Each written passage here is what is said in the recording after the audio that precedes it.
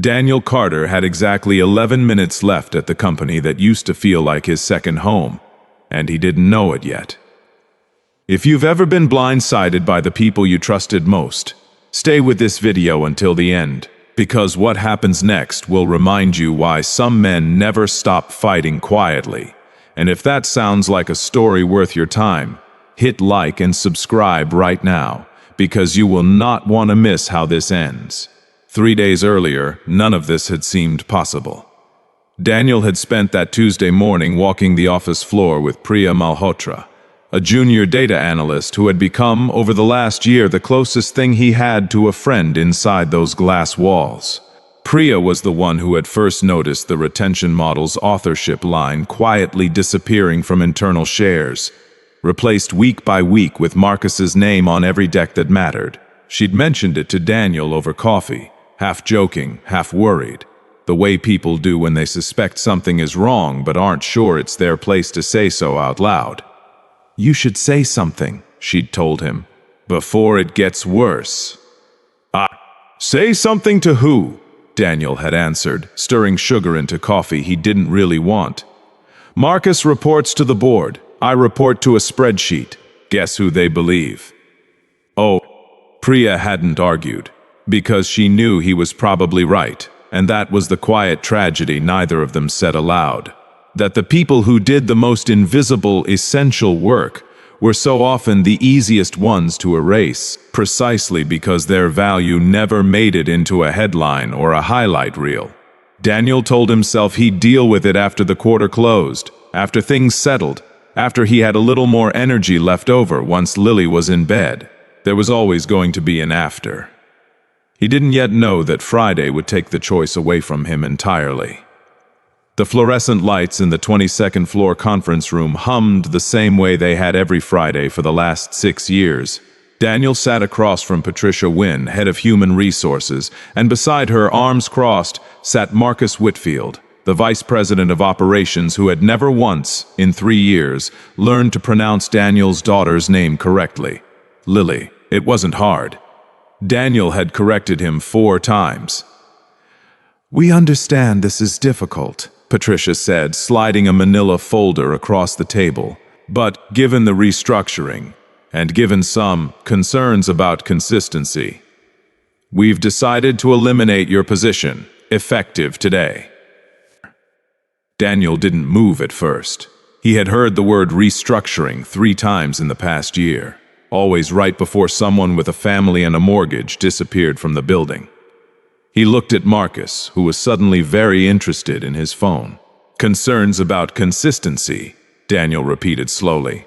"You mean the mornings I was 7 minutes late because I was the one dropping my daughter off at school, because her mother isn't in the picture anymore, and there isn't anyone else?" Patricia's mouth tightened into the practiced shape of someone who had said the next sentence 100 times before. "I understand there are personal circumstances, but the company has to make decisions based on performance metrics, not personal circumstances." Performance metrics. Daniel almost laughed. He had spent the last 8 months rebuilding the client retention system almost single-handedly, working through lunch breaks, working after Lily went to sleep, running numbers on his kitchen table at midnight with a cup of cold coffee sweating a ring into the wood, and 3 weeks ago in a meeting Daniel wasn't invited to, Marcus had presented that exact system to the board as his own initiative. Daniel had heard about it secondhand, from a junior analyst who looked uncomfortable just mentioning it. He wanted to say something. He wanted to slam his hand on the table and tell them exactly what he thought of a company that rewarded theft and punished single fathers for loving their kids. But he thought of Lily's face that morning, the gap where her front tooth used to be, the way she'd waved at him through the school gate like he was the most important person in the entire world. So instead, Daniel folded his hands, nodded once, and said, "Understood." Security escorted him back to his desk to collect his things. It was humiliating in the particular way that only office cruelty can be: quiet, procedural, wrapped in policy language so nobody had to feel responsible for it. A guard named Ray, who Daniel had bought coffee for more mornings than he could count, stood a respectful few feet away and wouldn't meet his eyes. Daniel's desk was a small kingdom of 6 years. A photo of Lily on her first day of kindergarten, missing her 2 front teeth even then. A ceramic mug she had painted for him, lopsided and blue, that said "First Dad" in her wobbly 7-year-old handwriting. A small cactus that had somehow survived his forgetfulness. And underneath a stack of old reports, a spiral notebook he thought no one had ever noticed. He'd started the notebook 2 years ago, not long after his wife left, and never looked back. On a night when Lily had asked him if he was going to leave too. He couldn't promise her he'd live forever. No parent can. But he could promise her that if anything ever happened to him, she would have his voice, his lessons, his love, written down in his own handwriting instead of trusted to memory. He wrote in it during lunch breaks. Things like, "Be the kind of person who tells the truth even when a lie would be easier." And "Work hard but never let anyone convince you that your worth is measured in hours instead of character." And, on a particularly hard night, "I am tired, Lilybug, but I am never too tired for you. Not once, not ever." Lily's mother, Rachel, had left 2 winters ago, on a Tuesday that started like any other, and ended with a note on the kitchen counter instead of a goodbye.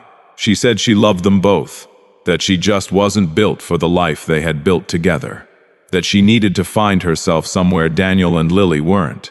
Daniel had read the note 4 times standing in that kitchen, waiting for the words to rearrange themselves into something that made more sense, and when they didn't, he had folded it once, placed it in a drawer he never opened again, and gone upstairs to tell a 5-year-old that Mommy had to go on a trip for a while.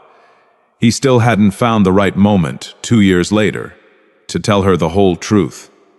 Some truths, he had decided, could wait until Lily was old enough to carry them without breaking. What people at the office never saw was the version of Daniel that existed before 6 in the morning and after 7 at night. The version who packed lunches with little notes tucked inside the napkin, who sat through parent-teacher conferences alone in a room full of couples, who learned to braid hair from a video at 11 at night because Lily had a school photo the next morning and refused to let anyone else touch her hair but him. They only saw the man who sometimes arrived 7 minutes late, tie slightly crooked, coffee in hand, apologizing to a room that had no idea what his mornings actually looked like, hadn't meant to leave the notebook behind. In the blur of the moment, boxing up his life into a single cardboard container, while Ray watched with an apologetic half-smile, the notebook slipped beneath a folder, and Daniel simply forgot it was there. He walked out of the building at 4:47 in the afternoon with a box under one arm, and something hollow lodged behind his ribs, and he did not look back at the glass tower that had taken 6 years of his life, and given him nothing in return but a folder full of severance paperwork. What Daniel didn't know, what he had no way of knowing, was that the notebook wouldn't stay hidden for long. 2 hours after Daniel left the building, Eleanor Cross, the company's newly appointed CEO, walked the 22nd floor for the first time since taking the role. She had a habit her predecessor never had. She liked to walk the empty office at the end of the day, past the rows of quiet desks, to see what the building looked like when nobody was performing for anyone. It was, she said, the only honest hour in corporate life. She noticed Daniel's desk immediately, because it was the only one still half cleared, a lone banker's box sitting empty beside it, evidence of a hurried departure. Most of the desk had already been stripped by facilities, but a single notebook had slipped down the back of the drawer, caught on a bent runner, missed by everyone. Eleanor almost walked past it. She had a dinner to get to, a car waiting downstairs, but something about the desk, the careful order of a life someone had clearly built with love, now dismantled, made her stop. She opened the notebook expecting nothing. She found instead a father's entire heart laid out in blue ink. She read one page, then another.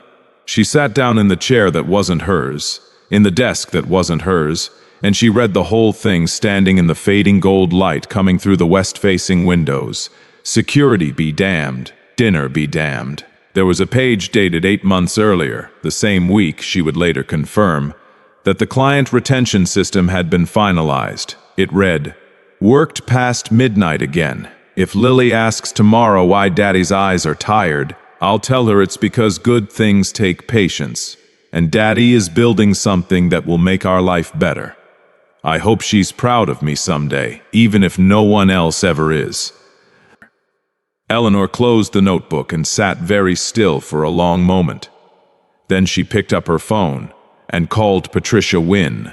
"I need the personnel file for whoever sat at desk 22C, she said.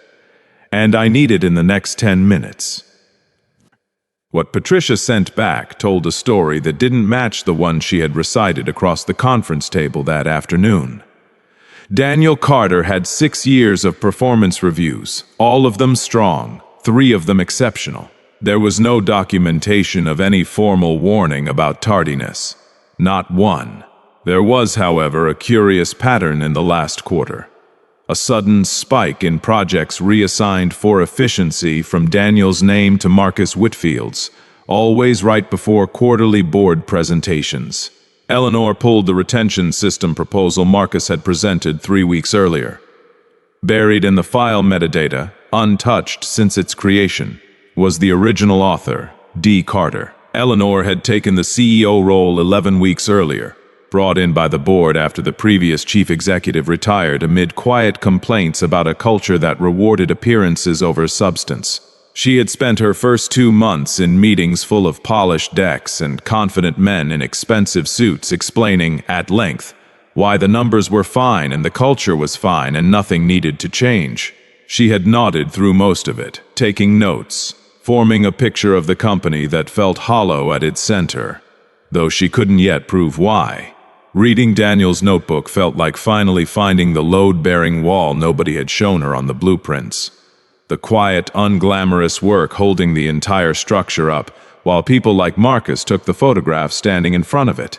She thought about her own path to this office, how she had spent 18 years being underestimated in rooms exactly like the one Marcus had presented in 3 weeks earlier, how many times she had watched a man repackage someone else's labor and call it vision. She had promised herself, the day she accepted this role, that she would build the kind of company that made that impossible, or at least made it costly. She hadn't expected her first real test to arrive folded into the back pages of a stranger's spiral notebook, but she recognized a test when she saw one, and she had no intention of failing it. Eleanor didn't sleep much that night. She kept thinking about the line in the notebook that said, "I hope she's proud of me someday, even if no one else ever is."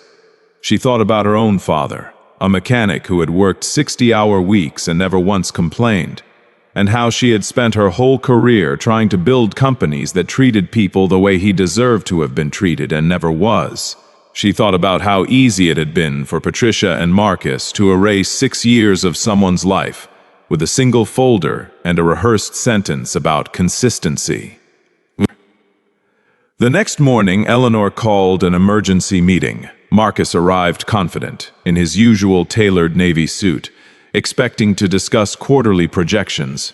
Instead, Eleanor placed 2 documents on the table, the metadata report showing Daniel as the original architect of the retention system, and a printed timeline of every project reassignment in the last 2 quarters.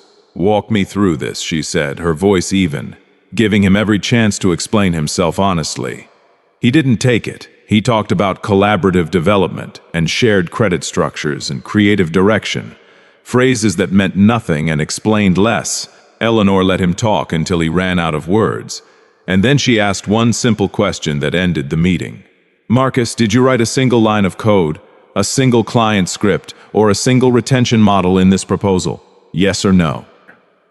The silence that followed answered for him. Marcus tried one last angle before the silence swallowed him completely. He reminded Eleanor that he had been with the company for 9 years, that he had relationships with 3 of their biggest clients, that removing him would create instability the board wouldn't appreciate.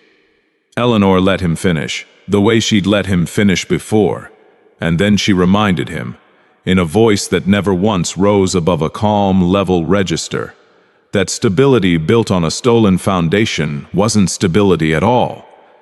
It was simply a collapse that hadn't happened yet. She told him the board would hear the full timeline directly from her, metadata included, and that he was welcome to offer his own account, though she doubted it would hold up any better in that room than it had in this one. By that afternoon, Marcus Whitfield's employment with the company had been terminated for misrepresentation and misconduct. The real kind, the documented kind, the kind that HR couldn't wrap in soft language because the evidence was sitting right there in the file metadata.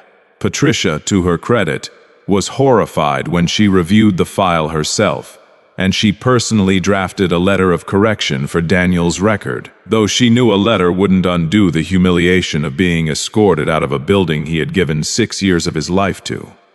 She also quietly changed the department's exit interview process that same week, adding a requirement that any termination involving a parent or caregiver be reviewed by 2 separate people before it could be finalized. A small procedural fix, but one that would go on to protect people whose names she would never even know. News of Marcus's departure moved through the office in the particular hush that big, satisfying truths tend to travel in. Not shouted, but passed carefully from desk to desk, like something people were almost afraid to say too loudly in case it turned out not to be real. Priya heard it from a friend in accounting before lunch, and had to sit very still at her desk for a full minute, blinking hard, before she trusted herself to keep working. Eleanor didn't send an email. She didn't send a formal offer letter through a junior HR representative the way policy technically allowed. Instead, on Saturday morning, she drove across town herself, notebook in hand, and knocked on the door of a modest 2-bedroom house with a hopscotch chalk drawing fading on the driveway. Daniel opened the door in a t-shirt and sweatpants, exhaustion still heavy under his eyes, surprised to find the company's CEO standing on his porch. Behind him, Lily peeked around the doorframe, clutching a stuffed rabbit with one ear chewed soft from years of love. "I found this on your desk," Eleanor said, holding out the notebook. "I wasn't supposed to read it, but I did, and I'm glad I did, because it told me something your file never could." Daniel took the notebook with hands that weren't entirely steady, running his thumb over the worn spiral binding like he was checking it was real. "I came to apologize," Eleanor continued. "Not because policy tells me to, but because you were let go by people who lied about why, and who stole what you built to make themselves look better. I've corrected that. Marcus no longer works for us. And if you're willing, I'd like you back. Not in your old role, but as Director of Client Systems, reporting directly to me, with a schedule built around picking your daughter up from school every single day. Because a company that can't make room for that isn't a company worth building." For a moment, Daniel just stood there, the late morning sun catching the gray starting to show at his temples. Lily's small hand now curled around the fabric of his sweatpants leg. He thought about the conference room, about Marcus's silence, about the folder and the box and the walk out of the building he thought had ended something. He thought about every night he'd written in that notebook, believing no one would ever read it, until Lily was old enough to understand why her father had been so tired, so quiet, so determined. "Why does this matter to you?" he asked finally. "You didn't have to drive out here. You could have sent someone else." Eleanor looked down at Lily, then back at Daniel. "Because somewhere in that notebook, you wrote that you hoped your daughter would be proud of you someday. Even if no one else ever was. I wanted to be the someone else, Mr. Carter. Everybody deserves at least one." Daniel's eyes stung in a way he hadn't let them, since the day his wife packed her bags and told him parenthood alone was easier than staying. He looked down at Lily, who was watching the whole exchange with the solemn seriousness only a 7-year-old can bring to adult conversations she doesn't fully understand. "Daddy," she said, tugging his sleeve, "is this a happy talking or a sad talking?" Daniel laughed, a real laugh, the first in what felt like weeks, and knelt down to her height. "It's a happy talking, Lilybug, a very happy talking." Eleanor stayed on the porch a little longer than she probably needed to, crouching down to Lily's height to ask her, with genuine curiosity, what color the stuffed rabbit's name was. a question that made no grammatical sense, and delighted Lily so much she launched into a 5-minute explanation involving a rabbit kingdom, a lost crown, and a dragon who was actually very nice once you got to know him. Daniel stood in the doorway watching his daughter perform an entire imaginary saga for the CEO of the company that had fired him 2 days earlier, and found himself laughing again, easier this time, something in his chest finally loosening after weeks of holding itself tight. "She has your patience," Eleanor said, standing back up, brushing off her knees. "She has her mother's imagination," Daniel said, and then quieter, "I try to give her the rest." Eleanor didn't ask about Rachel. She didn't need to. She had read enough in that notebook to understand the shape of what wasn't being said, and she respected the parts of a person's life that were theirs to share or not share, in their own time. Instead, she reached into her bag and handed him a folded piece of paper. Not a formal offer letter, she explained, just her direct number, and a promise that from now on, if anything ever felt wrong at that company, he could call her before he called anyone else. He accepted the position on Monday. Word moved through the office quickly, the way it always does, and by Wednesday half the floor had heard some version of the story. The notebook, the metadata, the porch, the apology that came in person instead of hiding behind a screen. What surprised people wasn't that Daniel had been wronged. People are wronged in offices every day, quietly. And most of the time, nobody with the power to fix it ever finds out. What surprised people was that someone had actually stopped long enough to notice, and had cared enough to make it right without being forced to. Eleanor didn't stop at reinstating Daniel. She used what happened as the reason to rebuild the company's family leave and flexible scheduling policy from the ground up, something she'd wanted to do since taking the role but had never had a story urgent enough to justify moving fast. She brought Daniel into those conversations, not as a token, but because he understood, in a way spreadsheets never could, exactly what it cost a parent to choose between a paycheck and a school pickup line, and exactly what it meant when a company finally chose to make that choice unnecessary. The weeks that followed weren't a fairy tale exactly. Daniel still had hard days, still came home some nights too tired to do more than heat up leftovers and collapse onto the couch beside Lily for cartoons neither of them really watched. But the shape of those hard days had changed. Nobody questioned him for leaving at 3:30 on Wednesdays for pickup. Nobody made him feel like loving his daughter and doing excellent work were two things pulling him in opposite directions. Priya became his first hire on the new client systems team, and the two of them rebuilt what Marcus had tried to claim, this time with both their names on the cover page, side by side, exactly where they belonged. Eleanor checked in more than most CEOs would have bothered to, not out of obligation, but because she had meant what she said on that porch. Once a month, she'd stop by Daniel's desk on her evening walk through the floor, and they'd talk for a few minutes about nothing important. A client win, a school project Lily was working on, the particular chaos of raising a strong-willed 7-year-old alone. It never felt like a performance review. It felt like two people who had recognized something true in each other and decided it was worth protecting. 6 months later, Daniel stood at the front of a much larger conference room, presenting the second generation of the client retention system to the full board. This time with his name on the cover slide where it always should have been. Lily sat in the back with a coloring book, because Eleanor had insisted that bring your kid to work wasn't a once-a-year event in her company. It was simply Tuesday, if Tuesday called for it. After the meeting, as the room emptied, Daniel found the old spiral notebook in his bag, the one he still carried everywhere now, its blue ink slightly faded, its cover soft from handling. He opened it to a blank page near the back and wrote one final entry, dated that day. Lilybug, someday you'll read this and understand everything I couldn't explain when you were 7.